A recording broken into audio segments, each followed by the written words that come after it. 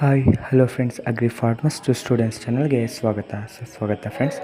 ಯಾರೆಲ್ಲ ನಮ್ಮ ಚಾನಲನ್ನು ಫಸ್ಟ್ ಟೈಮ್ ವಿಸಿಟ್ ಮಾಡ್ತಿದ್ದೀರಾ, ನೀವು ನಮ್ಮ ಚಾನಲನ್ನು ಕೆ ಎ ಅಪ್ಡೇಟ್ಗಳು ಹಾಗೂ ಅಗ್ರಿಕಲ್ಚರ್ ಪ್ರಾಕ್ಟಿಕಲ್ನ ನೋಡ್ಕೊಂಡು ಬಂದಿರ್ತೀರ.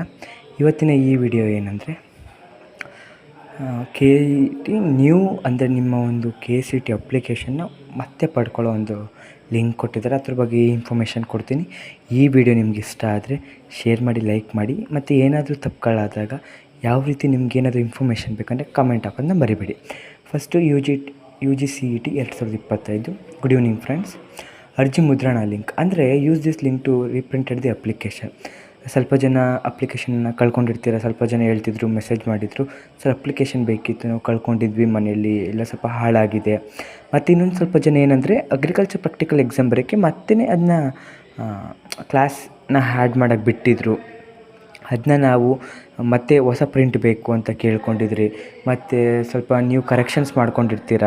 ಆ ಒಂದು ಟೋಟಲಿ ಒಂದು ಲಾಸ್ಟ್ ಎಂಡೆಡ್ ಅಪ್ಲಿಕೇಶನ್ನು ಆ ಫಾರ್ಮೆಟ್ನ ನೀವು ಕೆ ಎ ವೆಬ್ಸೈಟಲ್ಲಿ ಲಿಂಕ್ ಕೊಟ್ಟಿದ್ದಾರೆ. ಅದ್ರ ಮೂಲಕ ನೀವು ಡೈರೆಕ್ಟಾಗಿ ತೊಗೋಬೋದು ಫ್ರೆಂಡ್ಸ್. ಮತ್ತು ಈ ಲಿಂಕ್ ಯಾಕೆ ಬೇಕಂತ ನೀವು ಕೇಳ್ಬೋದು. ಯಾಕೆ ಸಿ ಇ ಟಿ ಮತ್ತೆ ಕೊಟ್ಬಿಟ್ಟು ಯಾಕೆ ಈ ಲಿಂಕ್ನ ತೊಗೊಂಡು ನಮ್ಗೆ ಅಪ್ಲಿಕೇಶನ್ ಯಾಕೆ ಬೇಕಂತ ಎಲ್ಲರೂ ಕೇಳ್ಬೋದು. ಅಪ್ಲಿಕೇಶನ್ ನೀವು ಅಡ್ಮಿಷನ್ ಆಗೋ ಟೈಮಲ್ಲಿ ಎಷ್ಟು ಮುಖ್ಯ ಆಗುತ್ತೆ ಅಂದರೆ, ಅಪ್ಲಿಕೇಶನ್ ಇಸ್ ಒಂದು ಕಾಲೇಜಲ್ಲ, ಆಲ್ಮೋಸ್ಟ್ ಅಲ್ಲಿ ಎಲ್ಲ ಕಾಲೇಜಸಲ್ಲೂ ಕೇಳ್ತಾರೆ ಅಪ್ಲಿಕೇಶನ್ ಫಾರ್ಮೆಟ್ನ, ಮರಿಬೇಡಿ.